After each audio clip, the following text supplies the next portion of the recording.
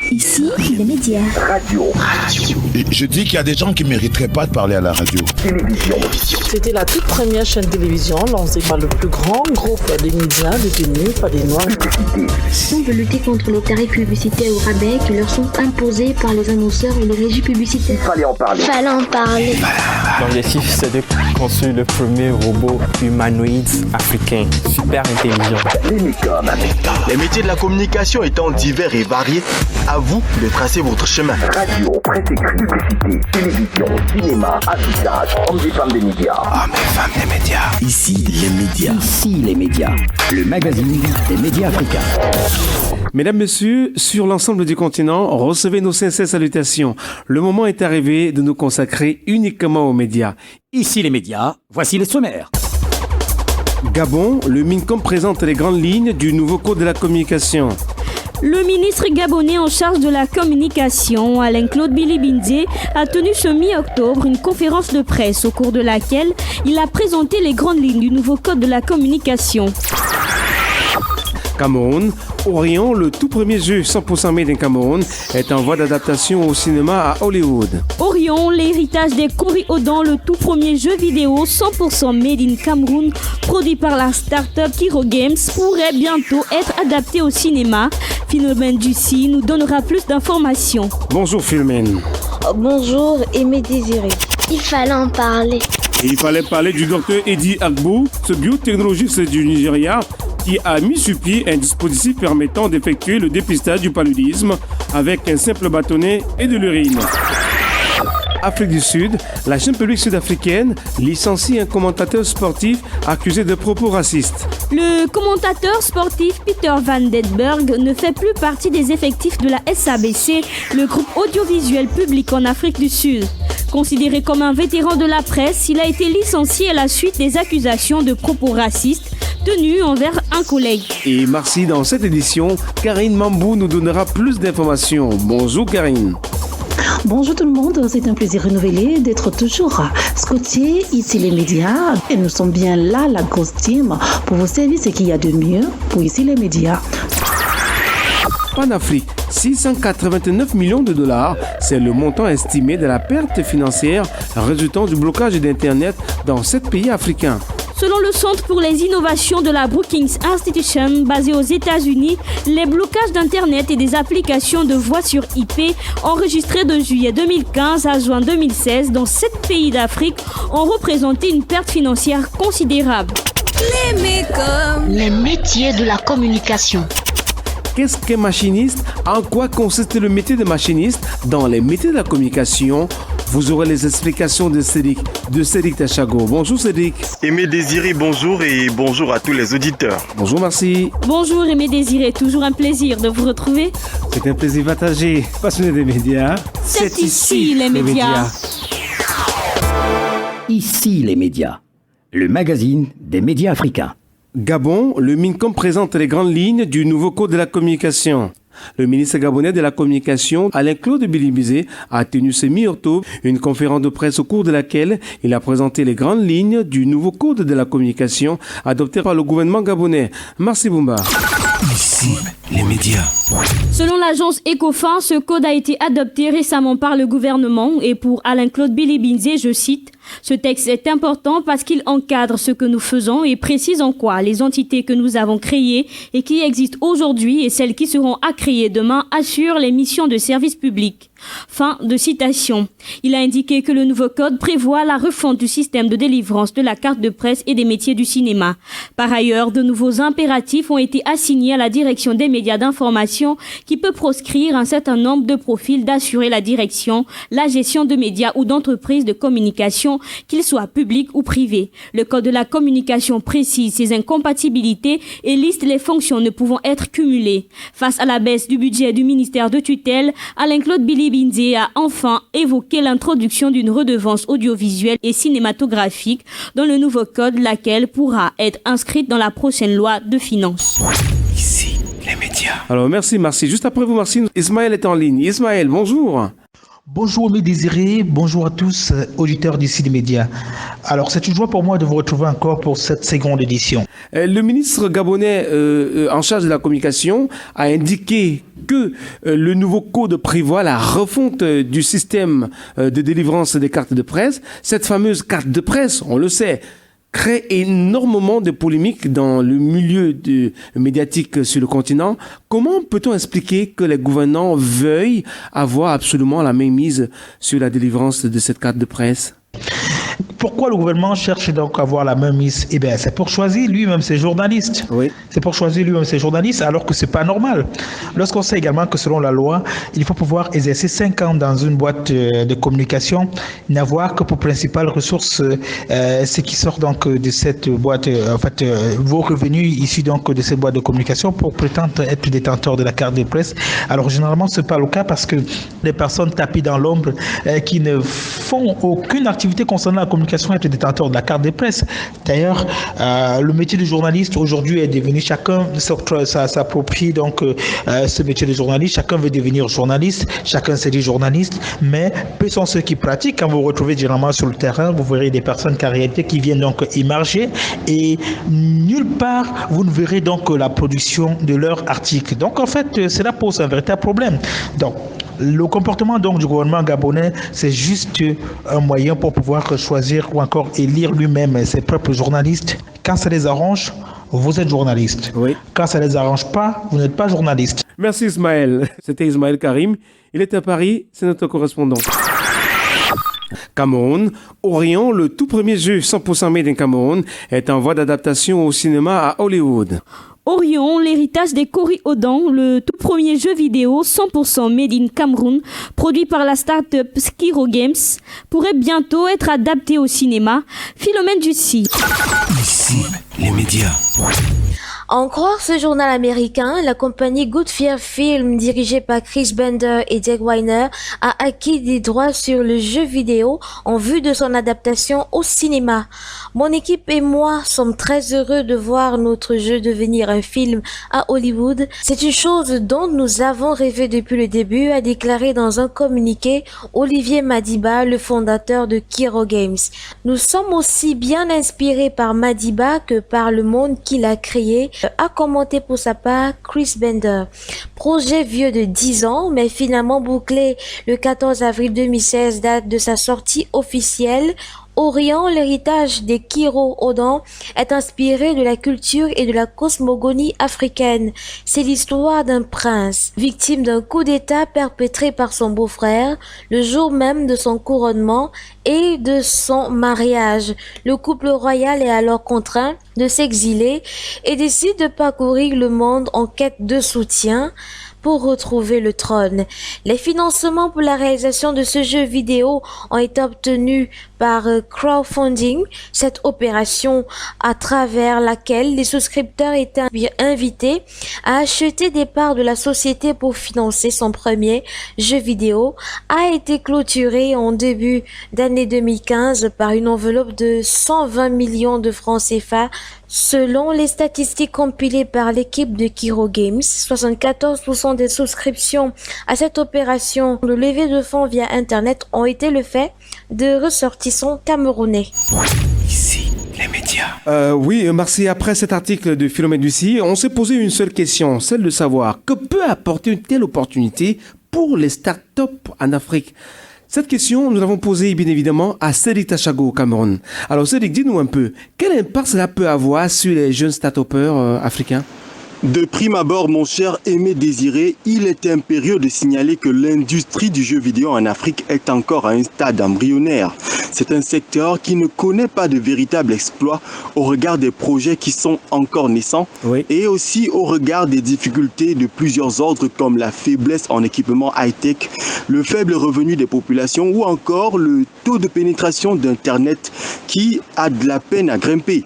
Mais il faut tout de même le mentionner, l'industrie mondiale mondiale du jeu vidéo est prometteuse. En 2015, des statistiques faisaient état de près de 75 milliards de dollars générés dans ce secteur. Malgré donc toutes les difficultés évoquées, on note que quelques jeunes start-upers en Afrique sortent la tête de l'eau et proposent des projets à fortune diverses.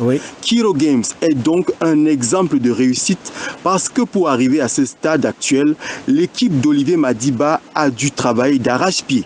10 ans de dur labeur. Orion, l'héritage de Cory Odan, est donc un jeu futuriste qui a séduit Hollywood. D'après nous, cette opportunité aura tout d'abord comme impact de booster les jeunes qui ont décidé d'embrasser eux aussi le monde du jeu vidéo. Ce sera donc une source de motivation et une invitation à ne pas lâcher prise. Car au bout de l'effort se trouve la récompense. Clairement, nous réalisons aussi que cette adaptation du projet au cinéma hollywoodien démontre que dans le secteur du gaming, l'Afrique a des choses à vendre. Elle a une culture, elle a des valeurs à exporter, des pistes qui devraient être exploitées. Enfin, nous pensons que si une adaptation cinématographique s'est opérée dans ce secteur, pourquoi ne pas penser à une adaptation littéraire pour les projets à venir, par exemple, mon cher Aimé Désiré, dont les opportunités pour les start-up africaines sont vraiment diverses et variées. Au-delà de l'aspect prestigieux d'une telle collaboration, ne peut-on pas voir derrière une récupération à des fins mercantiles ? Eh bien, c'est une hypothèse probable qui n'est d'ailleurs pas à exclure, car ne nous voilons pas les yeux, si le projet a séduit la compagnie Good Fear Films, c'est bel et bien parce qu'il est hyper intéressant et les Américains ne peuvent pas se lancer ainsi, prendre une telle initiative dans le but de perdre. Vous connaissez bien l'esprit business qui les caractérise, donc l'investissement qu'ils mettront dans le tournage sera forcément récupéré après. Maintenant, pour qu'on ne soit pas dans un marché de dupes, nous osons croire que les termes du contrat avec Kiro Games sont clairs et qu'une bonne partie des royalties issues de cette collaboration reviendra à la partie camerounaise. Et Philomène le mentionnait plus haut, c'est grâce au crowdfunding que l'équipe a pu monter ce jeu vidéo. Chose pas aisée.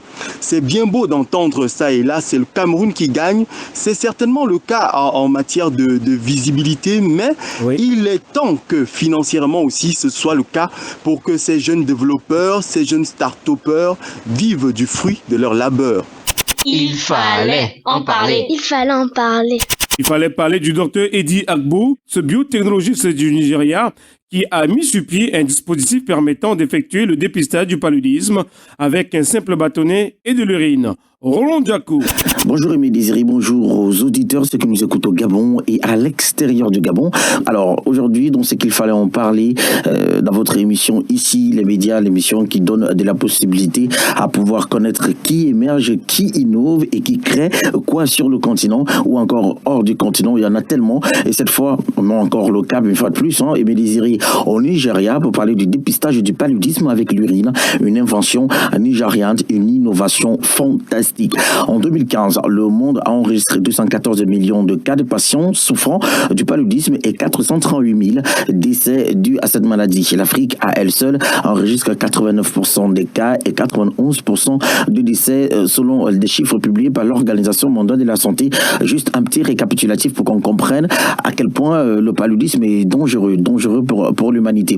Alors, cette tendance pourra bientôt être inversée grâce à Urine Test for Malaria, en abrégé UMT. Retenez bien, Urine Test for Malaria, le dispositif inventé par le biotechnologiste nigérian Dr Eddie Agbou permet d'effectuer le dépistage du paludisme avec un simple bâtonnet de l'urine.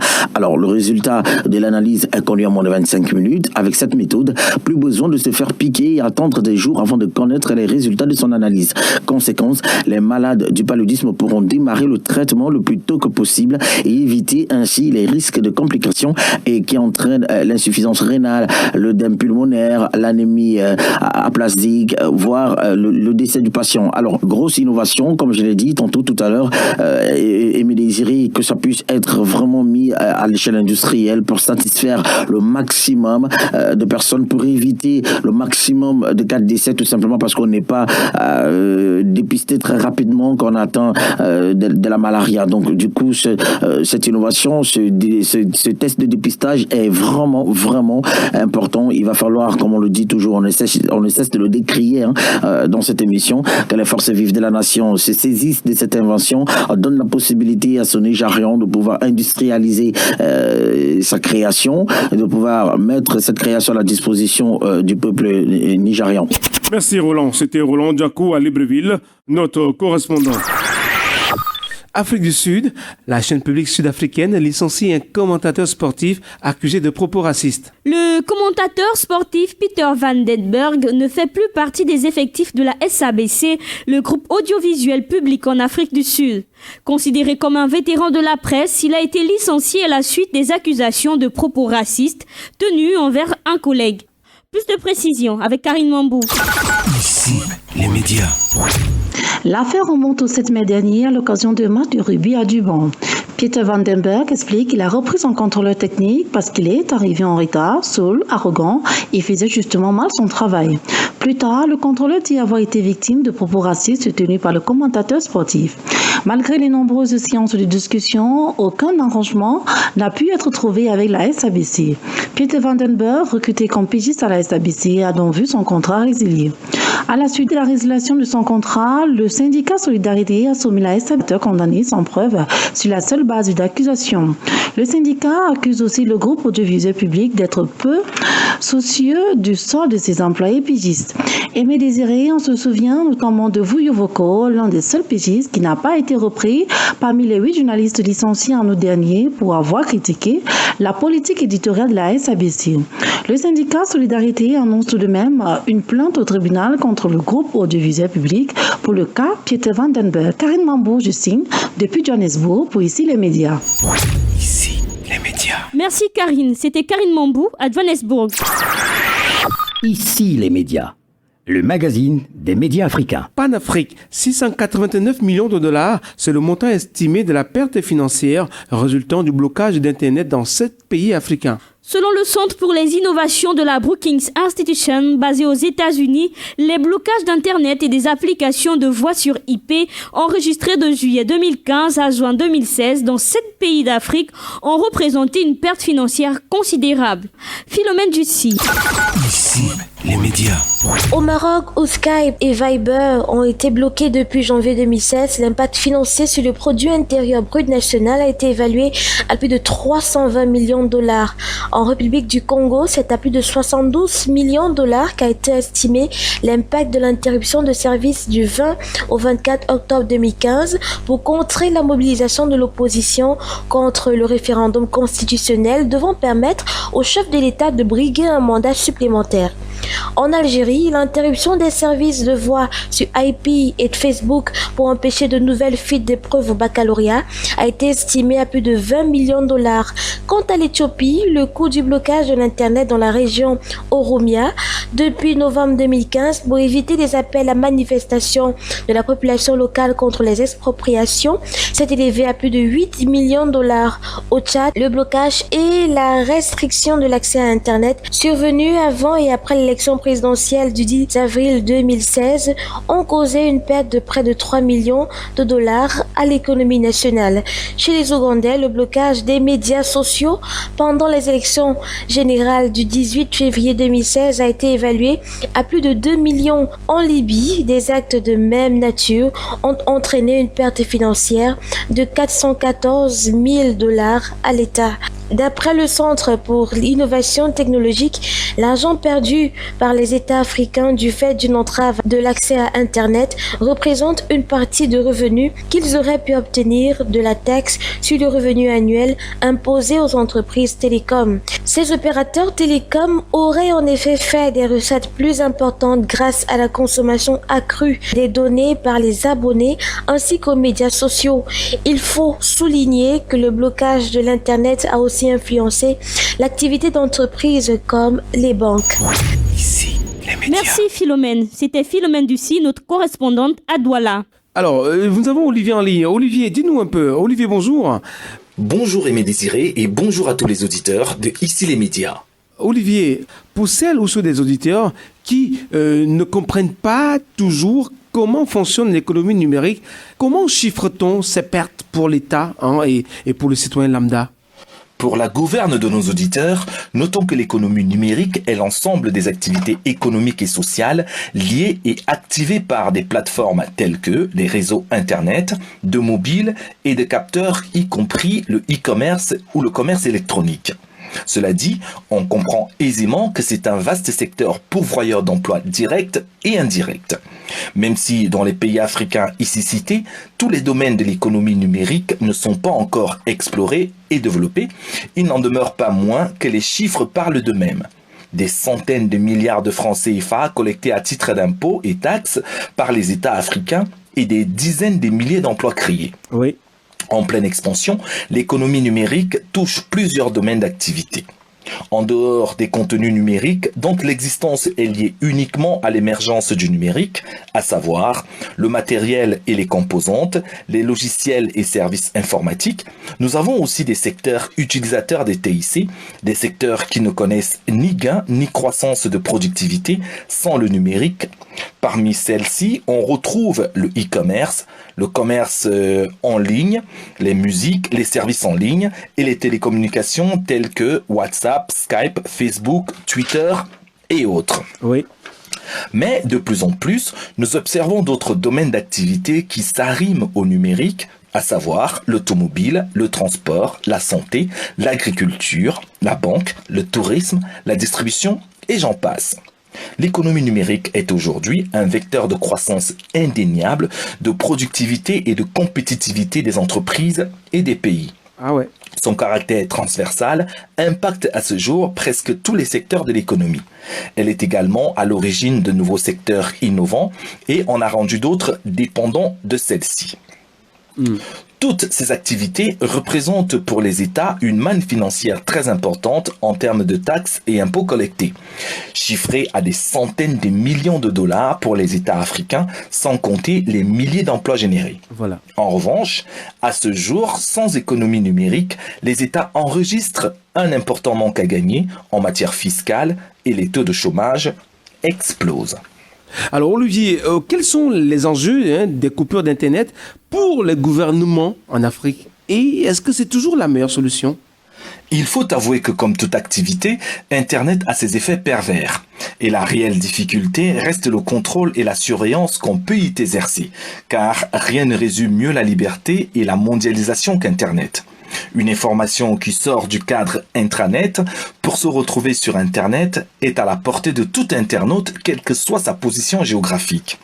Ainsi donc, Internet échappe facilement au contrôle des États et des gouvernements qui se doivent pourtant d'avoir une lecture et une lisibilité claire de ce qui se passe dans leur territoire. Faute donc de pouvoir exercer ce contrôle, les États et gouvernements n'ont pas d'autre alternative que la censure ou la coupure pure et simple d'Internet pour éviter toute déstabilisation. Or, cette solution, au regard de l'activité économique qui gravite autour d'Internet, c'est un peu comme se tirer une balle dans le pied. Car l'économie du pays prend un coup, ce qui au final n'arrange pas les choses.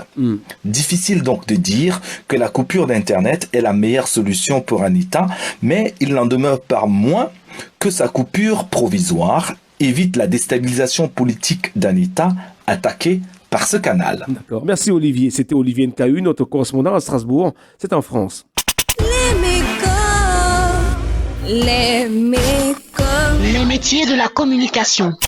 Qu'est-ce qu'un machiniste? En quoi consiste le métier de machiniste dans les métiers de la communication? Voici les explications de Cédric Tachago.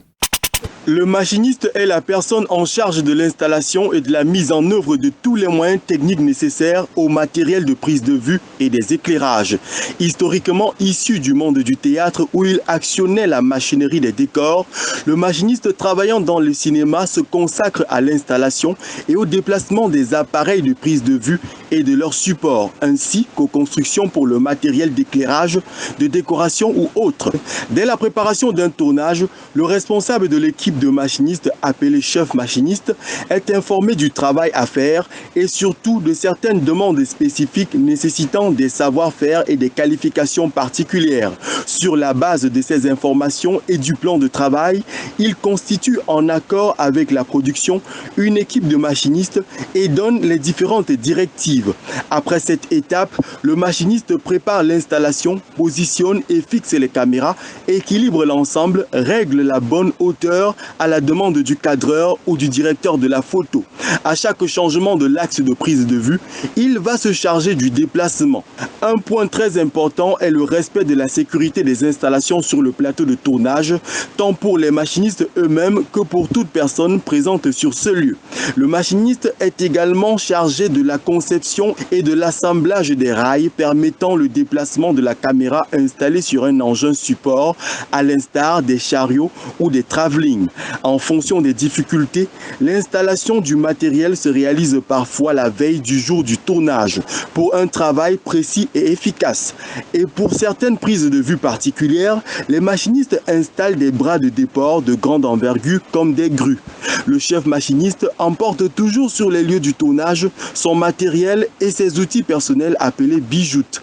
Il s'agit de sa boîte à outils pouvant parfois remplir un camion et qui contient tout le nécessaire pour la mise en œuvre des différentes installations et des moyens techniques sur un tournage. Véritable acteur de l'ombre, ce professionnel travaille en étroite collaboration avec l'équipe de machinistes, le réalisateur, le directeur de la photo et le cadreur. Comme compétence nécessaire, il doit avoir de très bonnes connaissances en mécanique, en technique de prise de vue, mais aussi il doit maîtriser la réglementation en termes de sécurité. Pour ce qui est des conditions d'exercice du métier, le machiniste travaille dans le cadre du tournage d'un film cinéma, des films publicitaires, des fictions et des émissions télévisuelles. C'est un travail manuel et physique qui s'exerce en intérieur comme en extérieur. Le machiniste est en général un salarié d'une société de production. Ainsi, les métiers de la communication étant divers et variés, à vous de tracer votre chemin. Les Maintenant que vous savez en quoi consiste le métier de machiniste, à vous de prendre la bonne décision pour une meilleure intégration dans le monde de la communication. Ici les médias, le magazine des médias africains. Passionnés des médias, vous avez écouté cette autre édition d'Ici les médias. Soyez-en remerciés. L'équipe au grand complet, producteur Adaprod, coproducteur Record FM Gabon, nos correspondants Roland Diakou à Libreville au Gabon, Philomène Dussi, Cédric Tachago à Douala au Cameroun, Olivier Nkayu à Strasbourg, Ismaël Karim à Paris, c'est en France, Karine Mambou, Johannesburg en Afrique du Sud. Retrouvez ce programme sur notre chaîne YouTube, Ici les médias. Dans ce studio, elle, Marcy Boumba. Lui, Aimé Désiré. Passionné des médias. C'était ici les médias.